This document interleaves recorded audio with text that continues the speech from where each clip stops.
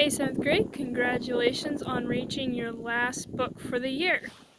For the final book, we're going to be taking a break from a normal light unit and we're going to be studying the book, but not Forsaken.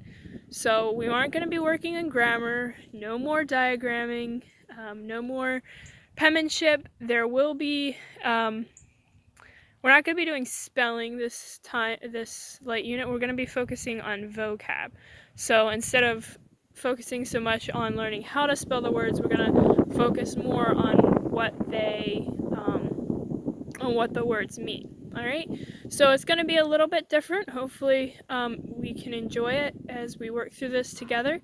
I think it would be more fun if we could do it together at school and discuss it in class, but we can't do that, so we'll make the best of what we can do.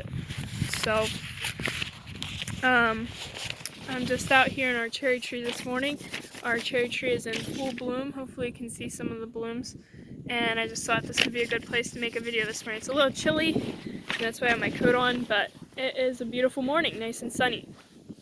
So, for your lesson for today, your assignment for today, you're going to be doing lesson 1, numbers 1 to 10, and lesson 2, numbers 1 to 13.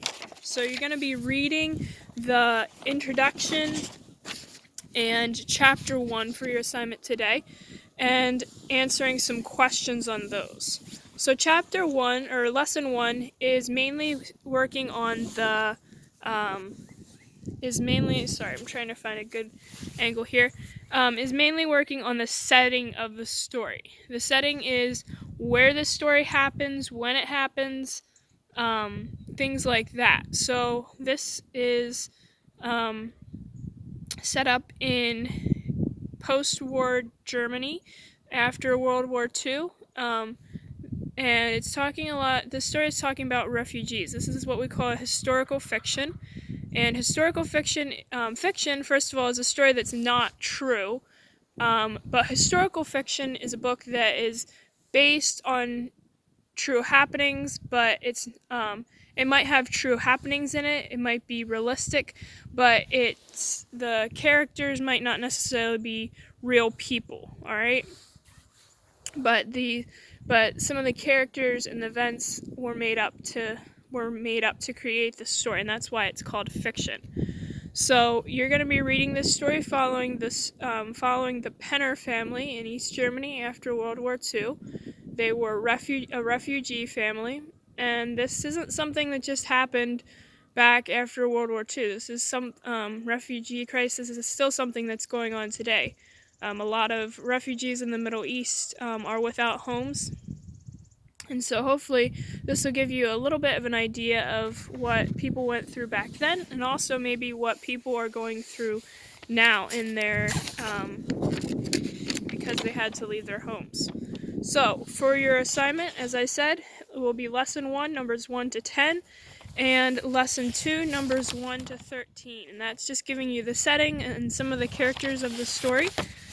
In lesson 1, you have your vocab list. At the end, when you have your first quiz, you're going to have a vocab quiz. Instead of a spelling test, you're going to have a vocab quiz. So you'll have to match these words with their definitions, and maybe a few other exercises I'll need to make the quiz for you, but that's what you can expect. So I'll just read over these words so that you can hear how they're pronounced. In a later lesson, you'll be matching them up with their definitions, and you should have your vocab paper that I sent home with you. All right, so these are your vocab words: methodical, indefinite, adjacent, dilapidated, refugee, melancholy, technique, heirloom, consequences, hypothetical, repatriate, nuisance, optimistic, expediency, intuition. So those will be the words that you'll be memorizing for this, and make sure you're working on, you should know how to spell them, but working on knowing what they mean. All right, so hopefully this can be a good study, and we can learn more about what people went through, and develop a greater appreciation for people, for their faith, and how they trusted God. All right, have a good day, 7th grade.